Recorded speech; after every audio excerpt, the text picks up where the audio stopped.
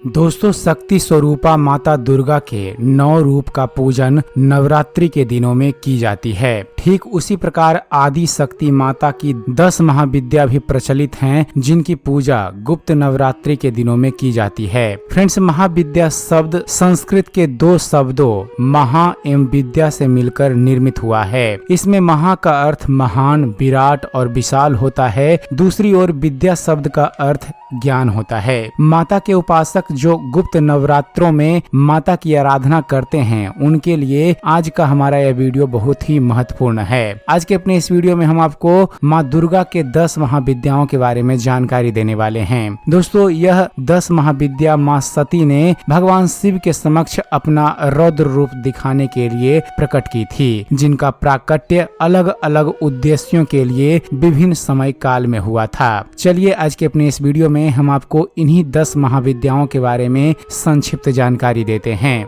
पहली महाविद्या है काली महाविद्या। फ्रेंड्स, माँ काली पहली महाविद्या के नाम से जानी जाती हैं, जो माँ सती के शरीर से प्रकट हुई थी। इनका रूप अत्यंत भयंकर व दुष्टों का संहार करने वाला है। माता सती ने क्रोधवश सबसे पहले अपने सबसे भीषण रूप को प्रकट किया था, जो फुफकार रही थी। स्वर्ग के देव और दानव के बीच हुए युद्ध में माँ काली ने ही देवताओं को युद्ध में विजय दिलवाई थी। सिद्धि प्राप्त करने के लिए माता के इस रूप का पूजन किया जाता है। माँ काली का उल्लेख और उनके कार्यों की रूपरेखा चंडी पाठ में दी गई है। दूसरी महाविद्या है माँ तारा। दोस्तों, माँ दुर्गा की दूसरी महाविद्या है माँ तारा। इन्हें शमशान तारा के नाम से भी जाना जाता है। जो भक्त माँ तारा की उपासना करता है, उसका जीवन हमेशा खुशियों से भर जाता है। उस भक्त को माँ तीव्र बुद्धि और रचनात्मक क्षमता का वर देती हैं। शत्रुओं का नाश करने के लिए भी माँ तारा की पूजा की जाती है। माँ दुर्गा के इस रूप की आराधना करने पर आर्थिक उन्नति और मोक्ष की प्राप्ति होती है।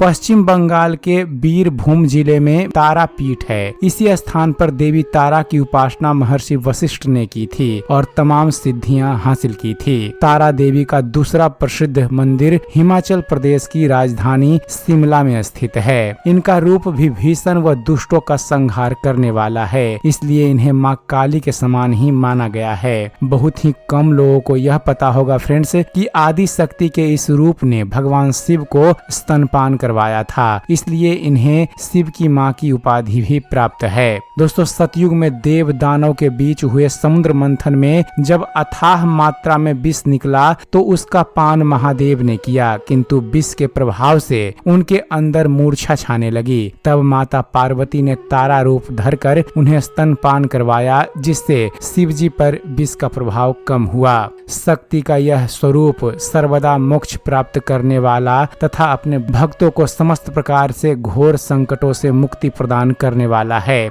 अगली महाशक्ति हैं त्रिपुर सुंदरी।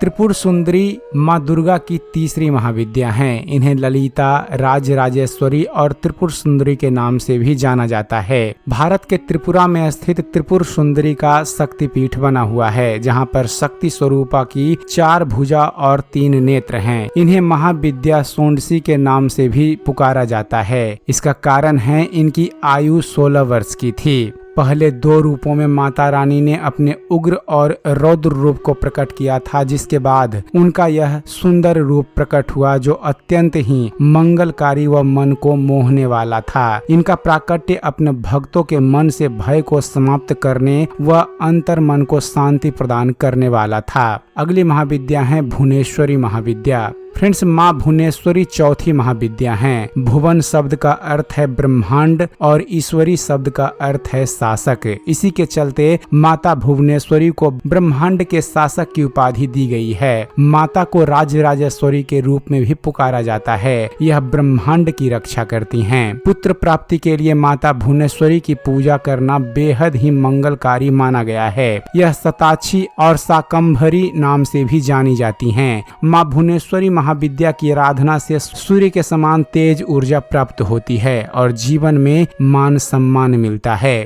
5वीं महाविद्या है भैरवी महाविद्या। फ्रेंड्स, महाविद्या भैरवी 5वीं महाविद्या के नाम से जानी जाती हैं। माँ का यह स्वरूप भी अत्यंत गंभीर व दुष्टों का नाश करने वाला है। अपने इस रूप के कारण इन्हें माता काली व भगवान शिव के भैरव अवतार के समकक्ष माना गया है। तांत्रिक समस्याओं का एक ही साधन है माँ त्रिपुर भैरवी। माँ भैरवी की उपासना करने से विवाह में आई बाधाओं से भी मुक्ति मिलती है। माँ भैरवी की उपासना से व्यक्ति को दुष्ट प्रभावों से मुक्ति मिलती है। इनकी पूजा से व्यापार में लगातार बढ़ोतरी और धन संपदा की प्राप्ति होती है। भैरवी देवी का एक रौद्र और गंभीर रूप है जो प्राकृतिक में माँ काली से शायद ही अभिवाच्य है। देवी भैरवी भैरव के समान ही हैं, जो भगवान शिव का एक उग्र रूप हैं, जो सर्वनाश से जुड़े हुए हैं। इनका एक नाम चंडिका भी है। इसका कारण है इनका प्राकट्य चंड व मुंड नाम के 2 राक्षसों के सेनापति वध करने के लिए ही हुआ था।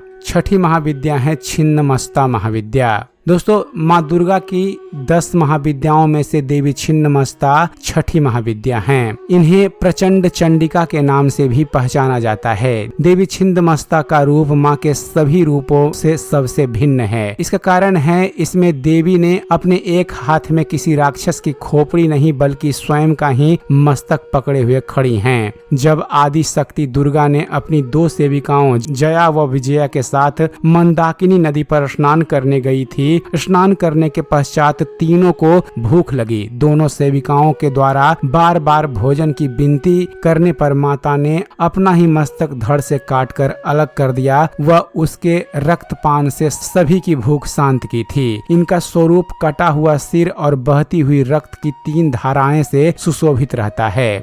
इस महाविद्या की साधना करने से मन को अत्यंत शांति मिलती है। माँ छिन्नमस्तिके के मंदिर झारखंड राज्य में रजरप्पा शहर में स्थित है। रजरप्पा स्थान तंत्र शक्ति हासिल करने के लिए कामाख्या के बाद यह दूसरा सबसे लोकप्रिय शक्तिपीठ है। अगली महाविद्या है धूमावती महाविद्या। फ्रेंड्स, माँ धूमावती को माँ दुर्गा की 7वीं महाविद्या की उपमा दी गई है। माता का यह रूप अत्यंत दुखदायी, बूढ़ा, दरिद्र, व्याकुल व भूखा है। महाविद्या धूमावती का यह रूप शिवजी के श्राप स्वरूप विधवा भी हैं। इनके अवगुणों के कारण इन्हें अलक्ष्मी व ज्येष्ठा भी कहा जाता है। माँ धूमावती प्राकृतिक में उनकी तुलना देवी अलक्ष्मी, देवी ज्येष्ठा और देवी नीरति के साथ की जाती है। यह तीनों देवियां नकारात्मक गुणों का अवतार हैं, लेकिन साथ ही वर्ष के एक विशेष समय पर उनका पूजन भी की जाती है। धूमावती माता को अभाव और संकट को दूर करने वाली माता कहा जाता है। इनका कोई भी स्वामी नहीं है। इनकी साधना से व्यक्ति की पहचान महाप्रतापी और सिद्ध पुरुष के रूप में होती है। ऋग्वेद में इन्हें सूत्रा नाम दिया गया है। अगली महाविद्या है बगलामुखी महाविद्या।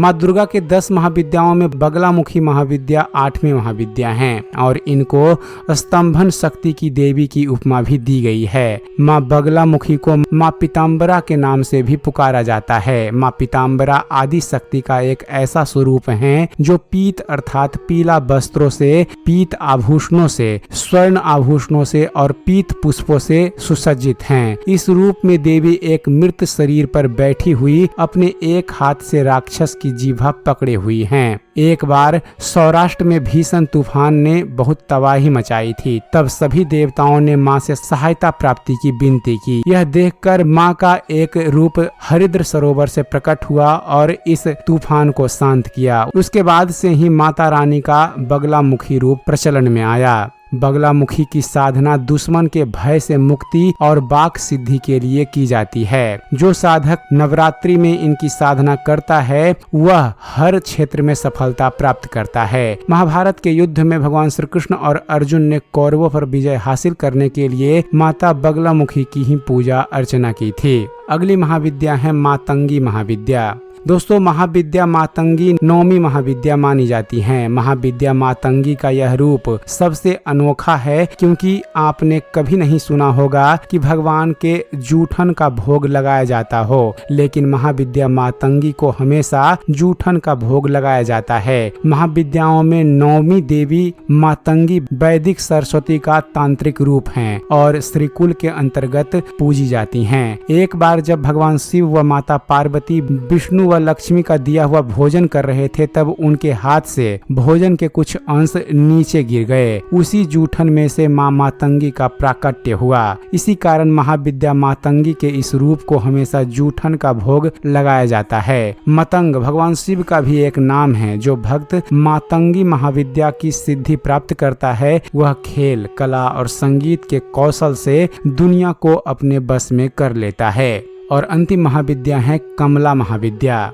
दोस्तों, महाविद्या कमला माँ दुर्गा की 10वीं व अंतिम महाविद्या मानी जाती हैं। महाविद्या कमला को माँ लक्ष्मी के समकक्ष माना गया है, अर्थात यह एक तरह से माता लक्ष्मी का ही रूप है। इन्हें तांत्रिक लक्ष्मी भी कहा जाता है। माँ का एक रूप माँ लक्ष्मी भी है। इसी रूप को प्रदर्शित करने के लिए माँ सती ने अपने कमला रूप को प्रकट किया था। माँ कमला की साधना समृद्धि, धन संपत्ति, नारी, पुत्र की प्राप्ति के लिए की जाती है। महाविद्या कमला की साधना से व्यक्ति धनवान और विद्यावान होता है। धन एवं सुंदरता की देवी, जिनकी वजह से आज भी इंद्र को देवराज कहा जाता है, वे हैं देवी कमला। तो दोस्तों, यह थी जानकारी माँ दुर्गा की 10 महाविद्याओं के बारे में। उम्मीद करते हैं फ्रेंड्स आप सभी को हमारा ये वीडियो पसंद आया होगा। वीडियो पसंद आया हो तो वीडियो को लाइक और शेयर करना मत भूलिएगा। और ऐसे ही ज्ञानवर्धक वीडियो देखते रहने के लिए आप हमारे इस चैनल ज्ञान मंथन को सब्सक्राइब जरूर कीजिएगा। आप हमारे इस चैनल को सब्सक्राइब कीजिए और देखते रहिए, जानते रहिए। धन्यवाद।